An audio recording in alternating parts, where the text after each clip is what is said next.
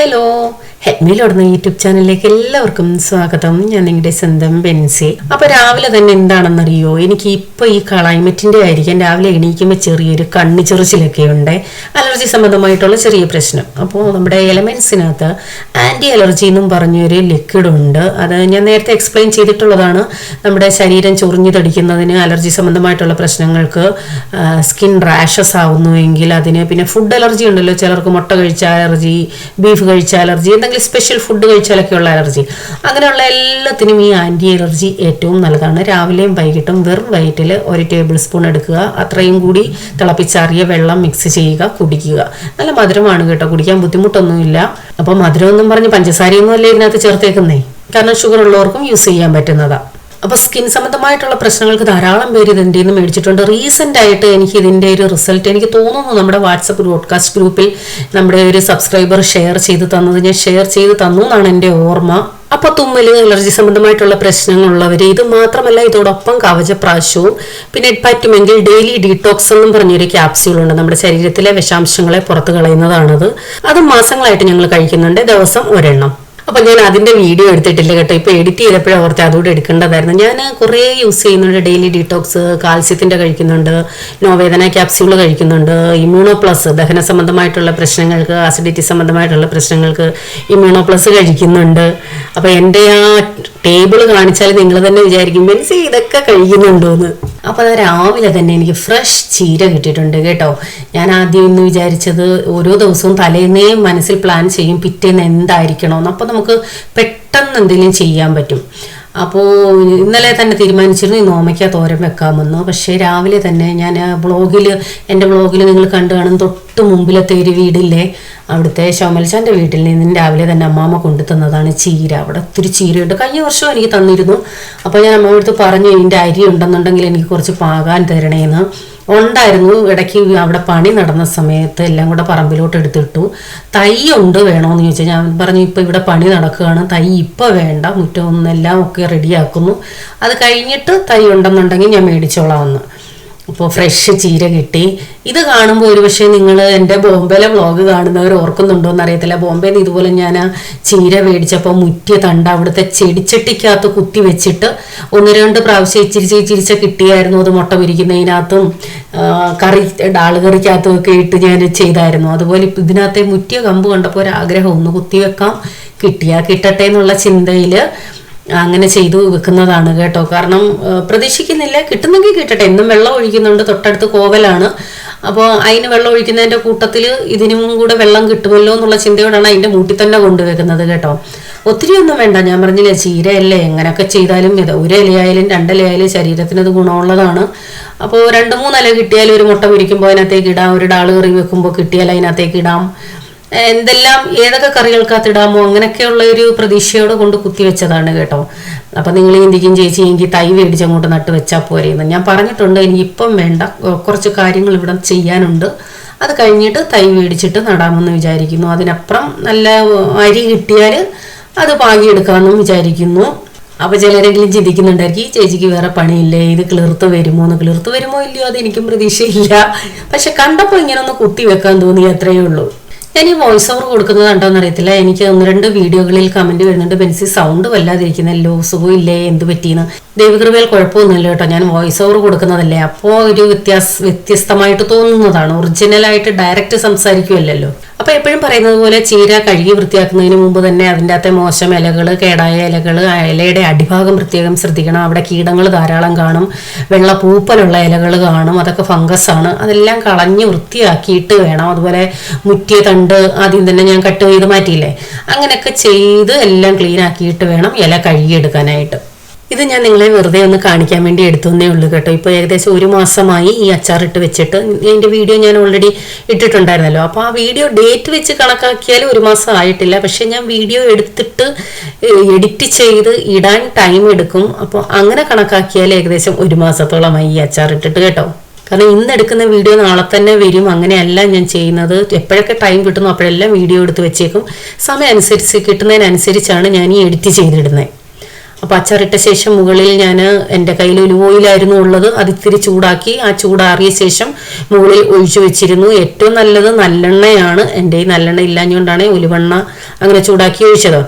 അപ്പോൾ ഇതാ പുറത്ത് തന്നെയാണ് വെച്ചേക്കുന്നത്, ഫ്രിഡ്ജിലല്ല. ഒട്ടുമേ പൂപ്പലില്ല. അത് കാണിക്കാൻ വേണ്ടിയാണ് ഇപ്പോൾ എടുത്തത്. കാരണം ഓൾറെഡി യൂസ് ചെയ്തുകൊണ്ടിരിക്കുന്ന അച്ചാറുണ്ട്, അതും പുറത്ത് തന്നെയാണ് വെച്ചേക്കുന്നത്. അപ്പോൾ അത് തീർന്നിട്ടല്ലേ ഇതെടുക്കാൻ പറ്റൂ. കഴിഞ്ഞ ദിവസം മാർക്കറ്റിൽ പോയപ്പോൾ നാരങ്ങ വീണ്ടും ഉണ്ടായിരുന്നു. ദിവസം വിളിച്ചു ചോദിച്ചു വേണോന്ന്. ഞാൻ പറഞ്ഞു വേണ്ട, ഇത് തീരട്ടെ, ഇനി അത് കഴിഞ്ഞു മതിയെന്ന്. കഴിഞ്ഞ ദിവസം ആദ്യമായിട്ട് നമ്മുടെ വ്ളോഗിൽ ഞാൻ ഈ വെജിറ്റബിൾ പരിചയപ്പെടുത്തിയായിരുന്നു, ചൗച്ചൗ. ചില നാട്ടിൽ എന്താണ് ഇലമുളച്ചി എന്ന് പറയും, ആകാശവെള്ളരി എന്ന് പറയും. ഇത്രയൊക്കെ പേരുകളാണ് പലരും കമന്റ് ഇട്ടത് കേട്ടോ. കുറേ റെസിപ്പികളും പലരും കമന്റ് ഇട്ട് മോര് കറി വെക്കുന്നതാണ് വെക്കാം, അവിയലിടാം, സാമ്പാറിലിടാം, ഡാളിട്ട് കറി വെക്കാം, പിന്നെന്തായിരുന്നു കുറേ അച്ചാറിടാം, സാലഡിനകത്ത് ഇടാം. കുറേ റെസിപ്പികൾ അതിനകത്ത് പലരും ഷെയർ ചെയ്തിട്ടുണ്ട്. എൻ്റെ ഒരു അഭിപ്രായം, ഇത് എങ്ങനെ വെച്ചാലും നല്ല ടേസ്റ്റിയാണ്. ഏത് രീതിയിൽ വേണമെങ്കിലും ഇത് നമുക്ക് കറി വെക്കാം. പച്ചയ്ക്ക് തിന്നാനും രുചിയാണ്, കറി വെച്ച് കൂട്ടാനും ടേസ്റ്റാണ്. അപ്പോൾ കുറേ ആളുകൾ ഇത് കണ്ടിട്ടുണ്ട്, എങ്ങനെയാ വെക്കണമെന്ന് അറിയാത്തത് കൊണ്ട് മേടിച്ചിട്ടില്ല. അത് വലിയ ഉപകാരമായെന്ന് പറഞ്ഞു ആ വീഡിയോ ഇട്ടത്. അതുപോലെ ഇന്ന് ഞാൻ നിങ്ങളെ വേറൊരു റെസിപ്പിയാണ് പരിചയപ്പെടുത്താൻ പോകുന്നത്. 1-2 പേര് കമന്റ് ഇട്ടായിരുന്നു ഇതിന്റെ സ്കിൻ കളയണ്ടാന്ന് കേട്ടോ. അപ്പോൾ ഞാൻ പറഞ്ഞല്ലോ, ആ വീഡിയോ വരുന്നതിന് മുമ്പ് തന്നെ ഞാൻ അടുത്ത ഈ വീഡിയോയും എടുത്തു വെച്ചിട്ടുണ്ടായിരുന്നു. അപ്പോൾ ഇനി തൊട്ട് ഞാൻ ചെയ്യുവാണെങ്കിൽ സ്കിൻ കളയാതെ ചെയ്യാം. പക്ഷെ നമ്മൾ തൊലി കളയുമ്പോൾ ഇതിനകത്തുനിന്ന് ഒരു കറ വരുന്നുണ്ട്, ലോമയ്ക്കയുടെ കൂട്ട് ഒരു ഒട്ടിപ്പിടിച്ച്. അപ്പോൾ അത് തൊലി കളയാതെ ചെയ്യുമ്പോൾ കറയുടെ ചെവ കാണില്ലേന്നൊരു സംശയം ഇല്ലാതില്ല.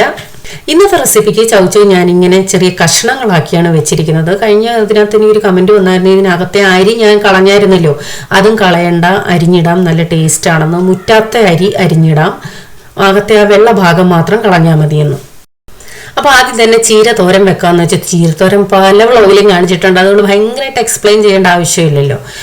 വെളിച്ചെണ്ണ ഒഴിച്ചു, വെളുത്തുള്ളി ഇട്ടു, അതിനുശേഷം പച്ചമുളക്, സവാള ഇട്ടൊന്ന് വഴറ്റിയ ശേഷം അതിലേക്ക് അരിഞ്ഞു വെച്ചിരിക്കുന്ന ചീര ഇട്ട് കൊടുക്കാം. ചിലപ്പോൾ കടുക് പൊട്ടിച്ച് ചെയ്യാറുണ്ട് കേട്ടോ, ഇന്ന് കടുക് പൊട്ടിച്ചിട്ടില്ല. ഓരോ ദിവസം ഓരോ മൂഡല്ലേ, അതനുസരിച്ച് ചെയ്യും. അപ്പോൾ ചീര ഇട്ട് നല്ലതുപോലെ ഒന്ന് ഇളക്കി യോജിപ്പിച്ച എണ്ണയുമായിട്ടൊന്ന് മിക്സായി ആവിയിലൊന്ന് അതിൻ്റെ ആ വെള്ളമൊക്കെ ഒന്ന് ഇറങ്ങട്ടെ. നല്ലതുപോലെ ഇളക്കി യോജിപ്പിച്ച ശേഷം ഒന്ന് അടച്ചു വെക്കാം ഒരു 3-4 മിനിറ്റ്. അതിനുശേഷം ഒന്നുകൂടി ഇളക്കി യോജിപ്പിച്ച ശേഷം അതിലേക്ക് നമുക്ക് അരപ്പിട്ട് കൊടുക്കണം. ഈ വെളുത്തുള്ളിയും ഉള്ളിയും എല്ലാം ഇതിനകത്ത് തന്നെ ഇട്ടിട്ടുള്ളത് കൊണ്ട് തന്നെ തേങ്ങയ്ക്കകത്ത് മഞ്ഞപ്പൊടി മാത്രമേ ഇട്ടിട്ടുള്ളൂ. ഉപ്പ് തേങ്ങയിൽ വേണമെങ്കിൽ ചേർക്കാം, അല്ലെങ്കിൽ ചീര നന്നായിട്ട് വെന്ത ശേഷം ലാസ്റ്റിൽ വേണമെങ്കിലും ഉപ്പ് ചേർക്കാം. ആദ്യമായിട്ട് ആരെങ്കിലും ഈ വീഡിയോ കാണുന്നുവെങ്കിൽ ചീര തോരൻ വെക്കുമ്പോൾ ആദ്യം തന്നെ ഉപ്പ് ചേർക്കരുത്, അതിൽ നിന്നും വെള്ളം ഇറങ്ങും. നന്നായിട്ട് വെന്ത ശേഷം മാത്രമേ ഉപ്പ് ചേർക്കാവൂ. ചീര എന്നല്ല, എല്ലാ തോരനുകൾക്കും അങ്ങനെ ചെയ്യുന്നതാണ് നല്ലത് കേട്ടോ. ലാസ്റ്റിൽ ഉപ്പ് ചേർക്കുന്നതാണ് നല്ലത്. അപ്പോൾ അരപ്പിട്ട് നല്ലതുപോലെ ഒന്ന് ആവി വന്ന ശേഷം നമുക്ക് ഒന്നുകൂടെ ഇളക്കി യോജിപ്പിച്ച് ഓഫ് ചെയ്യാം. നല്ല ടേസ്റ്റി ആയിട്ടുള്ള ഒരു തോരനാണ്, എളുപ്പമായിട്ടുള്ള ഒരു തോരനാണ് ചീരത്തോരൻ. അപ്പോൾ ചീരത്തോരൻ റെഡിയായി.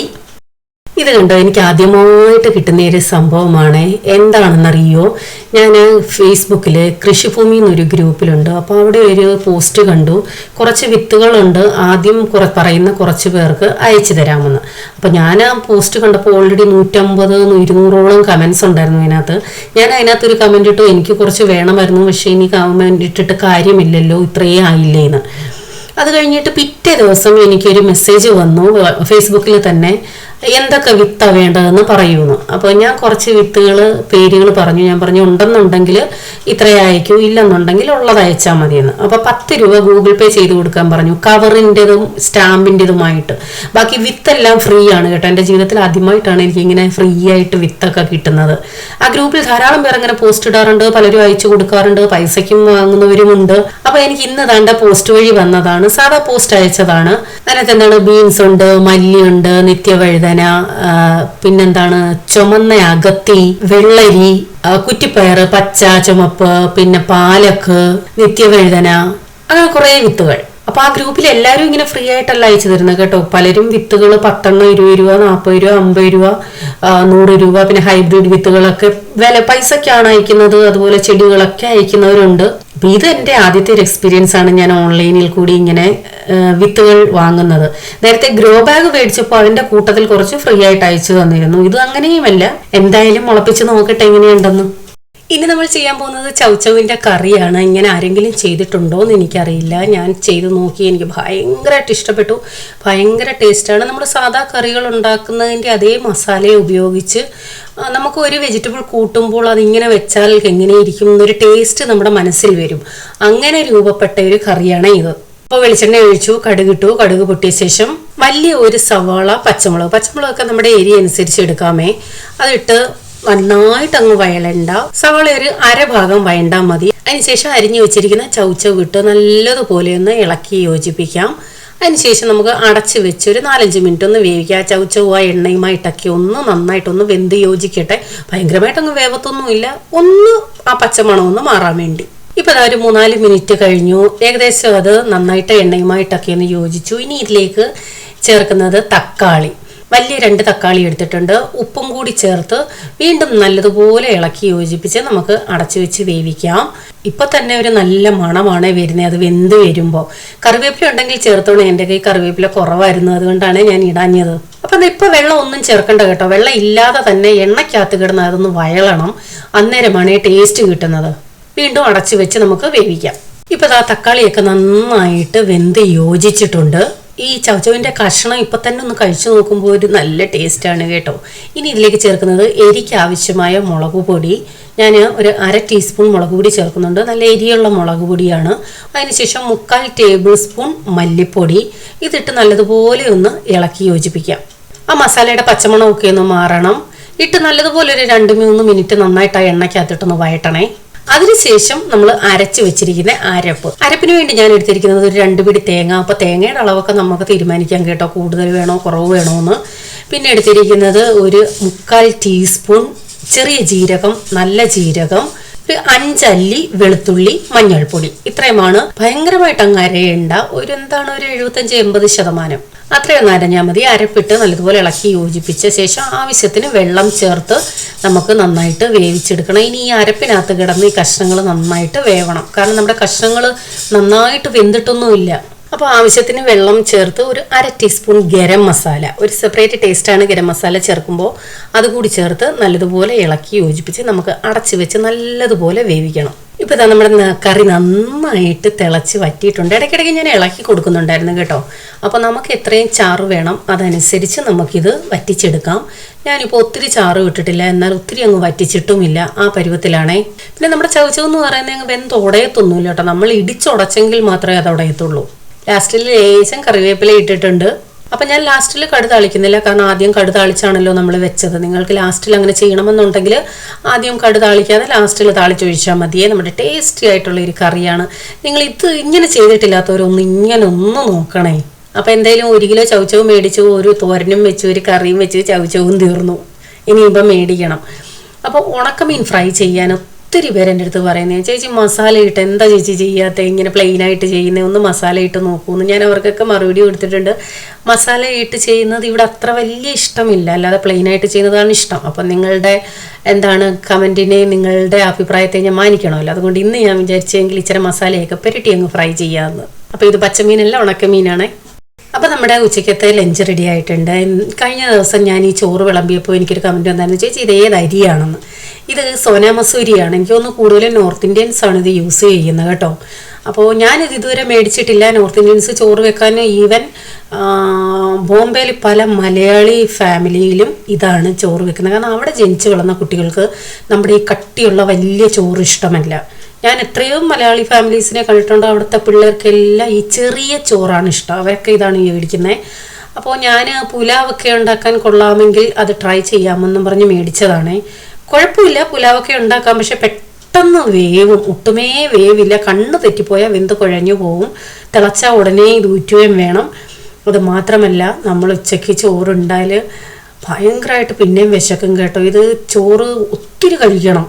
ഇച്ചിരിയും കഴിച്ചാലും വയറൊന്നും അറിയത്തില്ല. കഴിച്ചാൽ ഉടനെ വിശക്കുകയും ചെയ്യും. ജോസാൻ പറയാം, എൻ്റെ ദൈവമേ ഇതെന്തോ ചോറാ, കഴിച്ചൊരു 1/2 മണിക്കൂറാവുന്നില്ല, അതിന് മുമ്പ് വിശക്കുവാണല്ലോ എന്ന്. എനിക്ക് അതൊന്ന് പെട്ടെന്ന് ദഹിക്കുമായിരിക്കും. നമ്മുടെ മറ്റേ ചോറെന്ന് പറയുന്നത് ഭയങ്കര കട്ടിയുള്ള ചോറല്ലേ, അതായിരിക്കാം റീസൺ, അറിയില്ല. അപ്പം നല്ല രുചിയുള്ള ചോറാണ് കേട്ടോ. അപ്പോൾ നല്ല ടേസ്റ്റി ആയിട്ടുള്ള ഒരു ലഞ്ചായിരുന്നു കേട്ടോ. അച്ചാറും ഉണ്ടായിരുന്നു. അപ്പോൾ ഇന്നത്തെ വ്ളോഗ് ഇവിടെ അവസാനിപ്പിക്കുന്നു. എന്തുണ്ടെങ്കിലും കമൻ്റ് ഇട്ട് അറിയിക്കാൻ മറക്കരുതേ. വീണ്ടും പുതിയ വീഡിയോയുമായി വരാം. Till then bye, God bless you.